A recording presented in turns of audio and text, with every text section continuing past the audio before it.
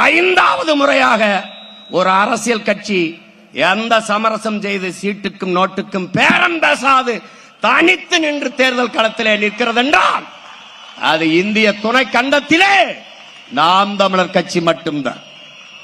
ஏன் தனித்து நிற்கிறோம்? தனித்துவத்தோடு நிற்கிறோம், உயர்ந்த தத்துவத்தோடு நிற்கிறோம். அதனால் தனித்து நிற்கிறோம். இங்கே கூட்டணி என்பது வெறும் சீட்டணி, நோட்டணியாக மாறி இருக்கிறது. கொள்கை இல்லாத அரசியல்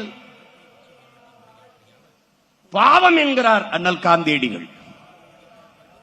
கொள்கை இல்லாத அரசியல் வியாபாரம் என்கிறார் நம்முடைய தாத்தா தெய்வ திருமகன் முத்துராமலிங்க தேவர் அவர்கள்.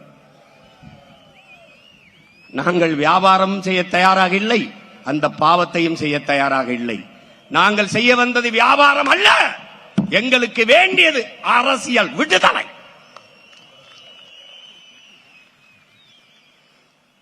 அதற்காகவே தனித்து களத்திலே நிற்கிறோம்.